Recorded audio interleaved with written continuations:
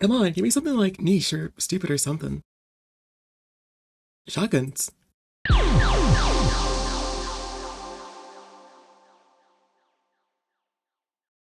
I love Atlyss.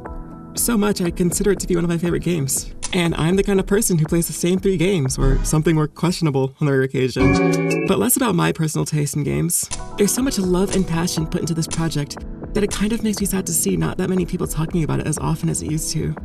I think the biggest reason may be that updates are few and far between, but that can't be helped by so few people helping with the development of the game. Well, anyways, I figured that with a new update closer than ever, now would be a good time to do something interesting.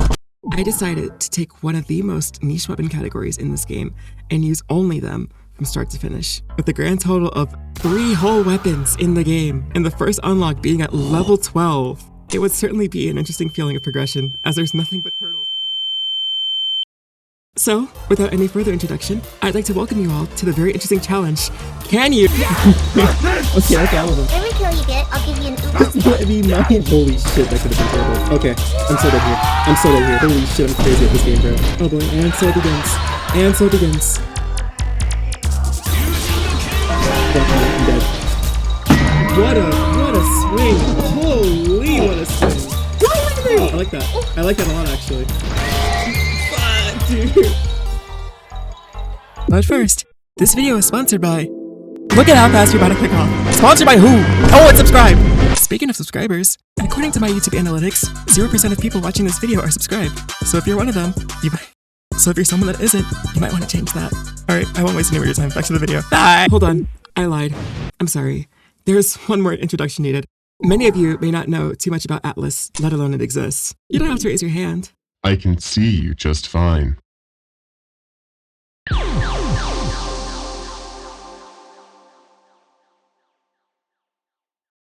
As a simple introduction, for those of you who are new around these parts, Atlyss is an action RPG game made and published by Kiseff that features many elements such as mining, fighting, fishing, sliders, lore, sliders, and much, much more. I won't dive too much into the story now, and only do so as it becomes important to the run. However, from what we do have, it's kind of fire, and you should definitely check out the game if you haven't. Moving on, much like any RPG in history of RPGs, character creation is a very integral part to any playthrough and must be taken seriously. Alright, so the first thing to do with any character ever is obviously like you gotta get the build right. Which is why I spent almost 30 minutes creating a character that looks almost identical to a previous save I made. But this is good enough.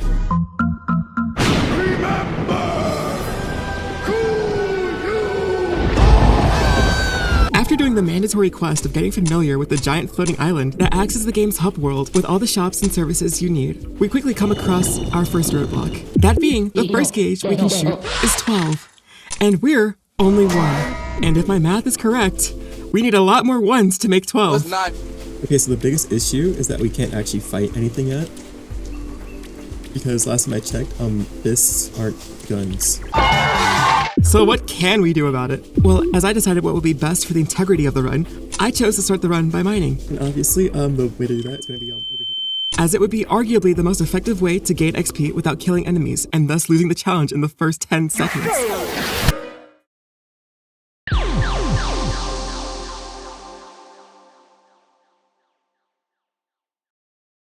So, how was early game mining? Terrible, to say the least. Starting out, there were far too many instances to count, where I just wanted to level my skill enough to make it to a safer area away from all the enemies, only to be blocked by Prime LeBron every time I look in the general direction of an ore pocket. You don't see me. You don't see me. If I don't move, you can't see me.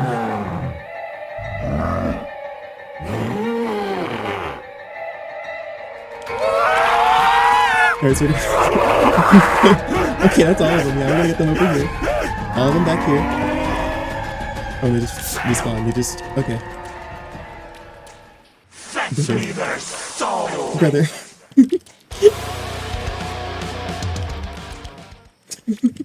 It's taken all day to mine 2 rocks. I've always hated these fucking things, dude. But what, huh? I'm still in the area. Why are you respawning? Oh my god, I did it. No, I didn't. Got a brick. Got a coal. Come on, just tick over already, please. Thank you, now despawn, all of you. Nope, I guess they're just here now. I guess everyone's just here now, huh? Let me by. Damn, I sure miss being able to play the fucking game. I'm fighting for the strength now to like eviscerate all of them. It is like so, it is so unreal. It is so tempting. Oh my god, I can't wait to blow these people to smithereens. Just a little more. And then I can finally like sit over there in the corner. Holy. Level 1 mining. Oh my fucking god. Oh my god. Oh my god, just leave me alone. Just leave me the fuck alone. Come on, show more. Fuck me, dude. God damn it. God damn it. God fucking damn it. I need literally 1 more XP. Literally 1 more XP. It's like the funniest part here is like this is the longest part of the challenge. like unironically, getting to play the challenge is the hardest part. Because I can't fight these guys. Yeah, it's time to go. Fuck you. Fuck this wisps. I'm gonna remember this day. You better too, because I'll be back. Mark my words, I will be back. I just recorded this part and nothing saved. I'm so mad right now. Anyways, as I was saying, most of the encounters would go something like this. Spawn in, find an ore pocket, begin mining. Uh-oh, there's an enemy. Gotta go, run away, come back, spawn in, find an ore pocket, begin mining. Somehow, I get away with it this time. Lucky me. Go back to Ruka. Finish the quest, get a little bit of XP, and start it again. And rinse and repeat again, and again, and again, and again, and again, and again, and again. Did I ever tell you the definition of insanity? In all honesty, to be fair, maybe I'm over-exaggerating a little bit. I can't lie though. One good thing to come out of this was that I got to see Ruka's pretty face again. If there is one part of the challenge that drained my energy the most, it had to be the monotony of mining for the chance of XP. Dude, never take fighting for granted. Never take combat for granted in this game. Oh my god. I just realized how long I'm gonna be stuck mining. Oh my god. I should just start grinding for Starlit Gems, not gonna lie. At least there's like 2 or 3 of— wow, okay. that was the stone ever. Like I was gonna say, at least I have like rocks up here that I can like basically always safe to get.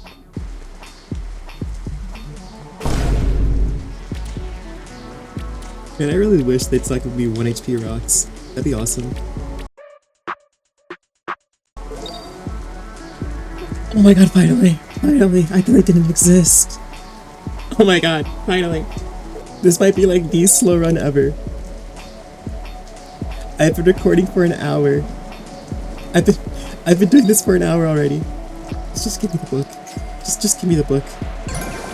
I'm only level 5. Oh my god. Oh my god. I'm actually doing it. Level 5 and I have not killed a single enemy. That's what it should have been. Atlyss, but I'm a pacifist. Another Starlight Gem. They do exist. Maybe miracles are real after all. You don't see me. Fuck. I love how like the little like level above their head isn't even like a fucking— it's not even like a caution sign anymore. It's just dead ass like an evil ass skull. Oh my god! Finally. Oh my god, get me out of here. Please.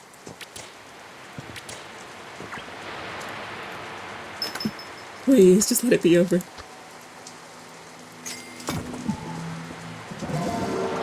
There's not too much else to talk about when it came to mining, other than the game gave me plenty of B-roll for this video, as there was a total of around 6 hours spent mining for the required RNG lottery. Starlight Gems needed to buy enough XP tomes to cover the increasing XP requirement to go from level 1 to 12 to actually start the run.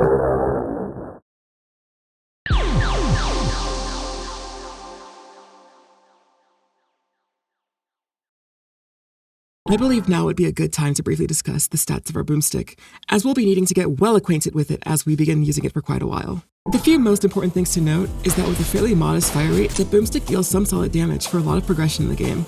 Another upside is that it doesn't take as any damage fall off with it, only a hard set range per shot, which is much more preferred. And upon unlocking bandit proficiency, the damage is only amplified as we unlock a special alt-fire mode, which allows us to charge up shots into a concentrated beam, hitting enemies 3 times. Overall, there's not much more we could wish for being its starter gun. It's really just a powerful weapon for when you get it. So, as we finally arm ourselves, it's time to begin with the absolute rampage on the local spirits inhabiting the catacombs. It's the first dungeon type we'll be exploring, and where we'll usually spend a lot of our time grinding and leveling up for clearing run after run. Although this time, that's not really the case. As to be expected, we absolutely ripped through the first mission of finding the sigil at the end of the dungeon.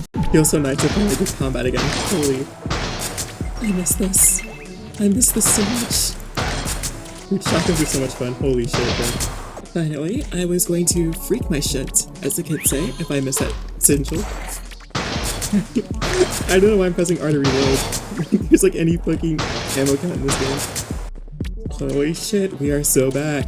A very in and out task. There's literally nothing of value to here besides the occasional money job. Next on the chopping block is the Slime Queen Diva, located at the back of the full terrace. Terrace. Full terrace. Terrace. An open world area we unlock after sweeping through the catacombs for the first time. She's usually the first boss we should be fighting, and yet again it was a snooze fest of a fight considering she had a fraction of our level.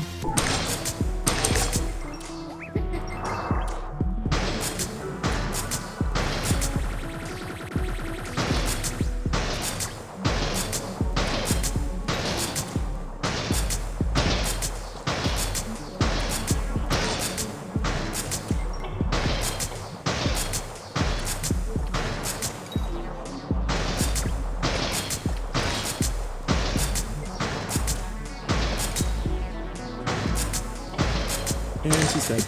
Usually, this fight would take a lot longer, and you'd often have to pay attention to our minions and incoming attacks, but that's easily negated when we spit in the face of intended progression for our own selfish gain. Fortunately, the next mission to attune sigils in the west and east wings, deep within the Crescent Keep, was far better. Crescent Keep is an open-world area similar to the Terrace. However, the main thing separating them is that the Crescent Keep is littered with many areas for enemy encounters.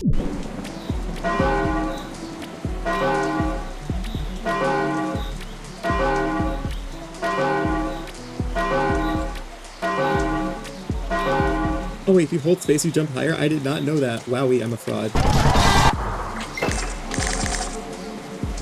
Here I get cloaked, my first upgrade. Holy shit. Honestly, I should be using this armor, because like, it's dex power. I can definitely sacrifice a bit of defense for extra dex. I don't die in this game. You willikers. Alright, that's one sigil. You don't make that jump. You don't make it over here, buddy. I don't know how to tell you this.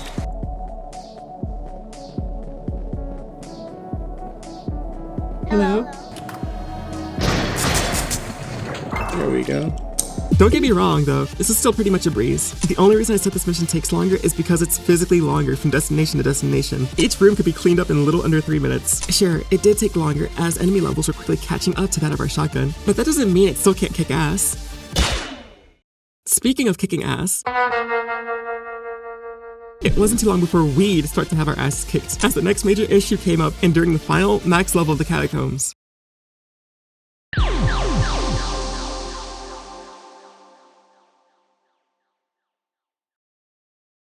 As to be expected, this is the part of the game where our current weapon begins to fall behind significantly while enemies grow stronger and stronger. Not only that, but enemies tend to hurt a lot more and completely shatter any block that isn't a perfect parry way too often for comfort. Okay, and I need that new shotgun immediately. That's just a bad block on my part. Alright, so I don't want to stand in that, or I will get grinded to a pulp.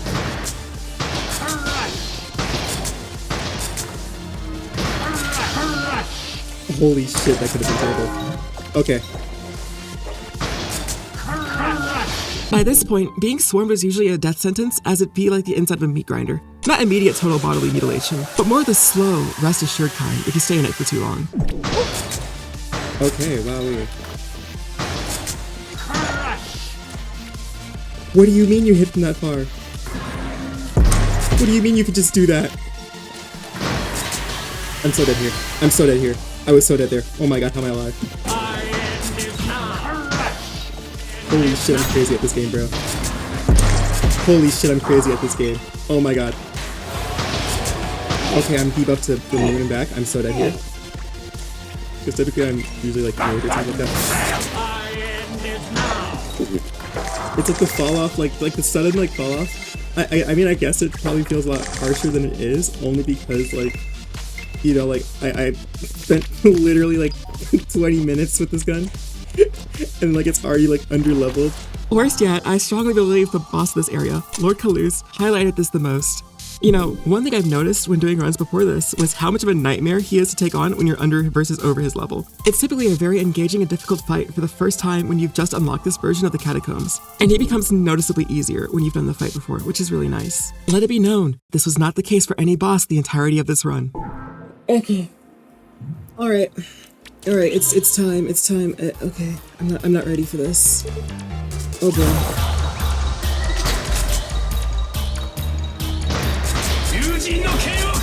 Oh boy, and so it begins. And so it begins. I'm going to...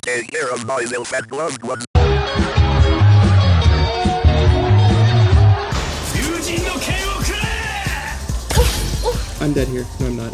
See, I actually look at a lot of things because I'm just better at this game. I'm gonna look at that. I'm gonna take this out. Fuck me, I'm dead. I'm so dead. Holy shit. I'm dead here. I'm dead as bones. I'm dead. No, I'm not. Ugh. Dude, I'm cracked. Dude, I'm cracked. Dude, I'm cracked. No, I'm not. Fuck, dude. I'm dead here. I'm dead here, because that's beautiful game design, by the way. That's beautiful game design, by the way. The fact that hits me, the fact he kills me there, that's beautiful game design. Wonderful. And there goes all my stamina. And there goes all my stamina.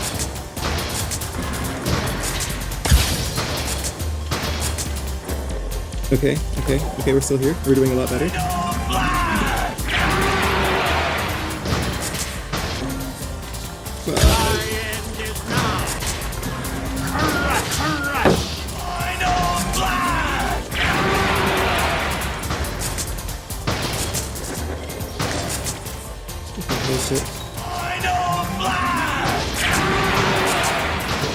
Oh my god. Oh, okay. That was fun. That was awesome. I like that. I like that a lot, actually. I need more of those.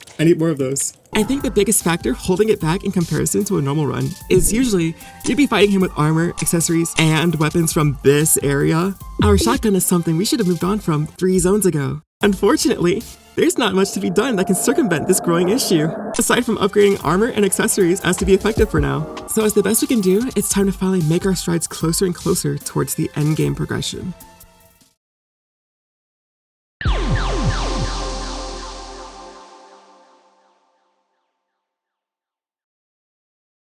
After rising from the catacombs and getting our first taste of the Crescent Grove, it really did serve as our baptism by fire.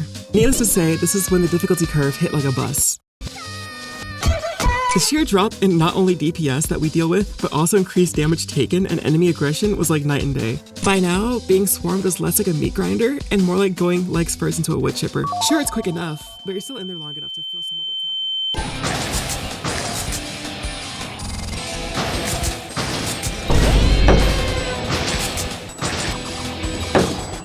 What the fuck?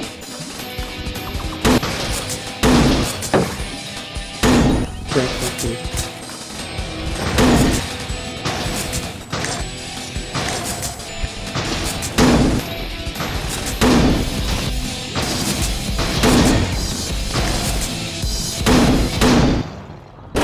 I know I'm partially to blame for needing to adjust to the new enemy composition and making a build where I can get 2-shot by more than I should, but my point still stands. Our weapon of choice is severely underleveled by now, and in need of a replacement stat. It went from blowing heads to blowing nothing more than a gust of wind and a few pebbles. Their defense alone was so high they outright passively block and evade shots on occasion, which did not help our situation in the slightest. Although, our saving grace was just around the corner, as the first upgrade to our weapon couldn't have come at a better time. Little did I know how much of a little band-aid this would be on a body that was skinned alive. Speaking of being skinned alive, that's exactly how it felt fighting Colossus with this fuck-ass loadout. Alright, it's time to get my shit rocked. It's time to get my teeth kicked in, I'm so ready.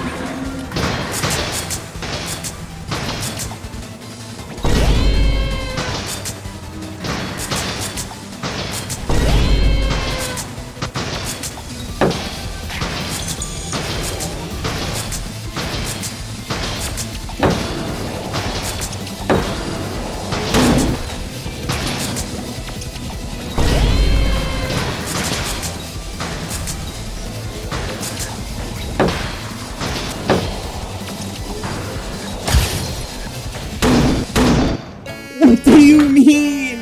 Why is that a thing? Why is that a thing? What's up, back? What's up, back? Like, I hear you, Pacific here. Fuck me. Fuck me. Fuck me. Fuck my stupid shed light. Fuck me, dude.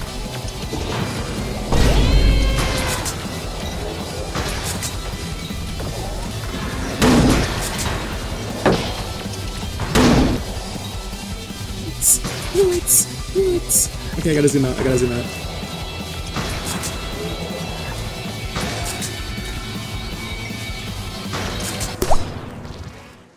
Sure, because you're flying at me and then he's about to dash at me, yeah.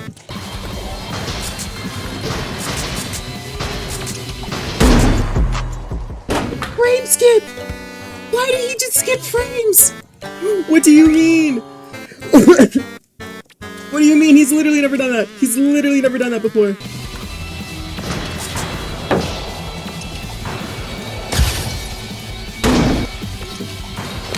No. Fuck me, dude. Of course he hits that. Of course he hits that. Why wouldn't he hit that? Why wouldn't he hit that, bro?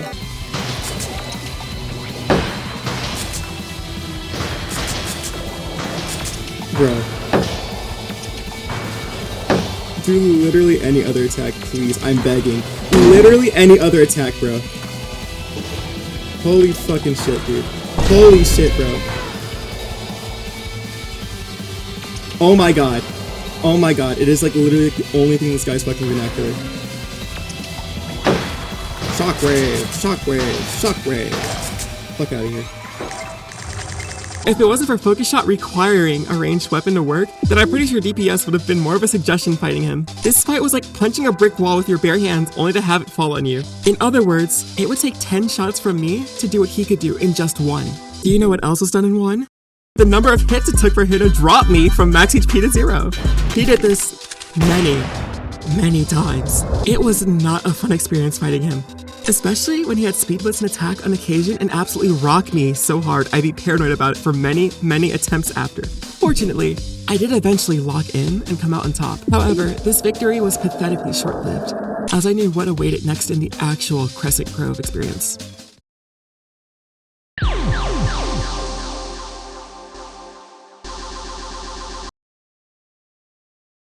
If the first level of Crescent Grove was the baptism by fire, then the final would be hell on earth. The enemies in the demo version of the game are nothing compared to the ones here. Everything in the max level Crescent Grove can and will rip your face off if you're not on your A game. That includes traps.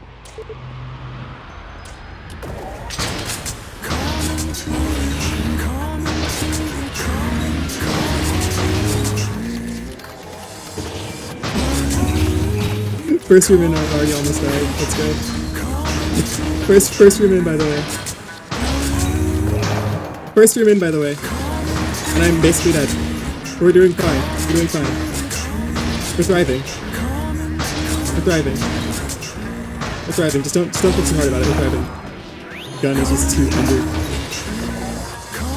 Holy roll catch. Okay, thank you, Dark Souls. I think my gun is just too underpowered at the moment. This sucks. This fucking sucks. This fucking reeks. Oh, bro, I'm like so like discombobulated right now, bro. What is happening? Genuinely. There's so much going on. Alright, so the thing about these rooms, as long as you kill something, It's better to like focus like lower HP enemies first, because as long as you control one thing, the room becomes a lot more manageable, because there's less things being shot at you at once. And I'm dead here. Like, obviously it doesn't mean just like, you know, ignore everything else, but focus on an enemy. It's just like, you know, like, it becomes a lot easier. I'm crying. I die inside every time I see just that. Mr. President! Oh, you just saved me. Bro, just like Mr. President with me. By now, I was praying for the blessed Magitech shotgun to grace our paws. 15% drop chance, my ass. Things were so bad in here, I was reduced to running around the arenas, dashing and using every ability off cooldown. As by now, one mistake could easily cost your life. The sheer aggression and combat prowess of these enemies were so overwhelming, the only realistic way of winning fights was to pick priority targets and focus them to smithereens to relieve some of the pressure. Yet, I'd be lying if I said this wasn't fun. I can't lie. I really did enjoy the adrenaline-pumping feeling of having to navigate around and through enemies, keeping a mental note of who's attacking and what they're doing at all times. On top of already managing stamina and abilities with the knowledge that one mistake could easily send us back to respawn. Was this fun, challenging, and engaging combat enough to make me forget about obtaining the Magitech? Of course not! And that remained priority number 1 until we got it! I'm not touching Baldur until there's something going our way. Trust me. If you could see half of the atrocities this man can commit, you will understand why. Also, I kind of want to make sure we're topped up for his fight because I'm fairly certain he's kind of like the big final boss in the game for now. In advance of the worst beatdown known to man, we need to make sure we're prepared mentally. And part of that is making sure we've got the best gear for the job. That means upgrading our armor and accessories to the best they can be. So with much to do and not a lot of time, it's up to us to do it. Okay, so unfortunately, for this last section of the video, the file for like the last like hour and a half got corrupted. So that's kind of bad. However, fortunately, I do have the backup right here, but the thing is, it just doesn't have audio. Many of the strides to go over in this section of the video include upgrading and reforging our armor to precise, giving us the most dex power, which is crucial to better damage. We also go back and re-slay the Colossus at the Wish of Enoch, as he gives us one of the best rings in the game. Thirdly, we visit an old friend of his named Amagon, who gives us a mission to do in the Bolar Fortress, a new area that we unlock after finishing the first Crescent Grove. I'll cover more of this later, as most of the post-Crescent content happens from this area on out. We also managed to level up a few more times, reaching level 24, which I believe to be perfect for finishing up this section of the game and closing this blood-soaked chapter. Finally, and arguably most importantly, after many, many runs, the Magitech has blessed us with its presence. It took far longer than it should have, many wrong items, and many more far rarer than the stupid thing itself, but nonetheless, it's an upgrade well-deserved, and we love it regardless. Alright, I confess, I lied. I lied to all of you, and I cheated to get this item. Listen, it only felt right because I went from level 20 to 24, doing reruns trying to get it once. 24 is the level where you can get the quest to make the final shotgun. On top of that, not to mention, I was getting chest drops that are proven and intended to be much, much rarer than the shotgun or any armor piece in this area. So please, excuse me this one time, as I had to do it to save the chronological integrity of this run and give you the full experience. Not just 67% of it. Although, I would be lying if I said I didn't grow attached to our little boomstick. I mean, this little guy has been with us the whole run, being less of a workhorse and more like a golden child. It would be wrong and disingenuous to simply throw it away after all this time. So, you'll be remembered. Tiny but mighty. To anything with less than 20 defense. So how much better is the Magitech? Well, for starters, the damage ranges are noticeably better on top of the fact the base attack multi-hits like the boomstick's charge shot. So needless to say, the fact that we can hit more often is easily the biggest benefit over the substantial damage boost. The only thing to top this off would be a bit of a makeover.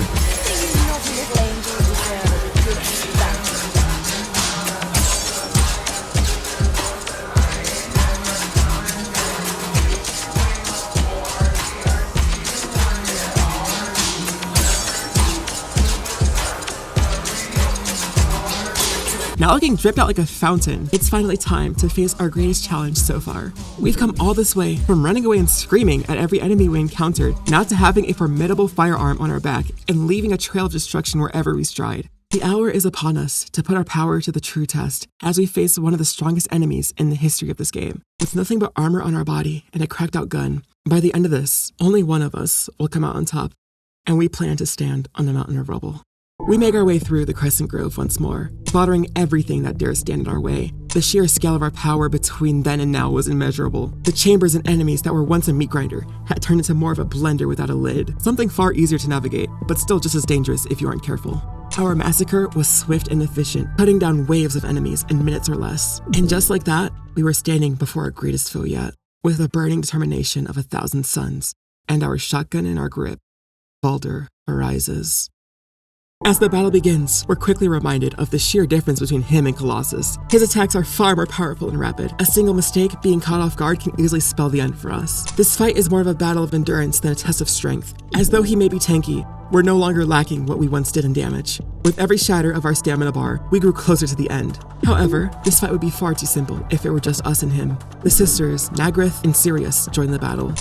Two stronger, more skilled death knights than the ones we've become accustomed to. The strategy? Isolate our focus on taking them out so as to not be overwhelmed by the sheer amount of attacks coming our way.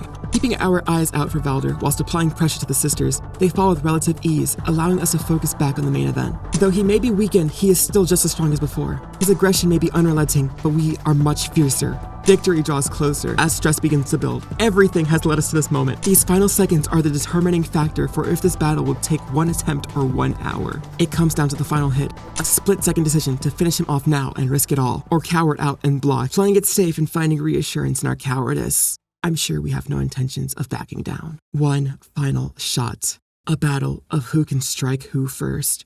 Milliseconds matter in a moment like this. Everything we ever wanted depending on this hit. There was a bright flash of light, and then silence. With heavy breath, the dust settled, and as it was foretold, Baldur was slain. What happens now? We face our greatest foe yet. Our hunger for power has driven us to extents we couldn't have fathomed days prior. We feel nothing. This is what we trained for, what we fought for, what we bled, perished, and resurrected for. Yet, this all feels so disappointing. There's no overwhelming sense of relief, just a void that screams for more, for something conclusive to our very existence. Then, it struck me. What if it was never about murder and destruction? What if we were meant for more, for bigger things than senseless violence? What if there's still more to do, and that's why we can't stop now? What if the real journey was the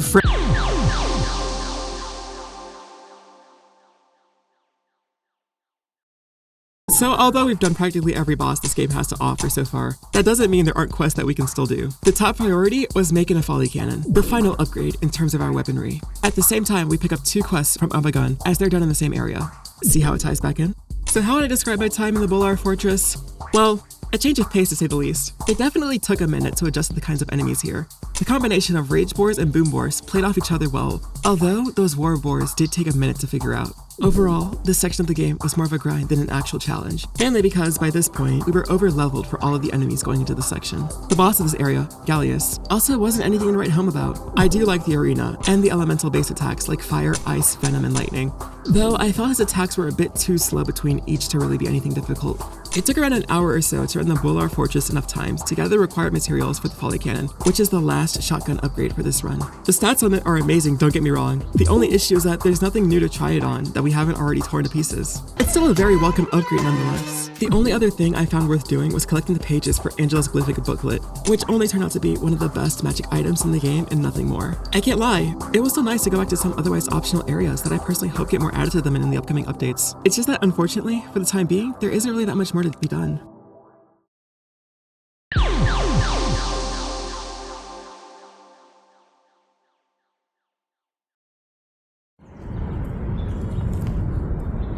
Okay, so firstly, I want to say thank you so much for watching this far. It genuinely means so much that you take time out of your day to actually enjoy something I've wanted to put out for a while. Atlyss is a game that I deeply enjoy and I wish to see great things for. This video was more of a passion project, as if it wasn't apparent all throughout it. I made this for months, simply because I missed the feeling of creating something that was uniquely mine, hence the intro song and animations, and most of the other artwork sprinkled here and there. I really don't know how the algorithm will treat this video, nor does it particularly bother me. I'm not expecting like thousands of views in a year or something crazy like that, but I would still like to see it drown in the sea of slop on the site. Anyways, chances are I might be starting on something new by the time this goes up. Chances are I'll still be doing music on the side, but until then we'll see. Okay, y'all are amazing. Take care.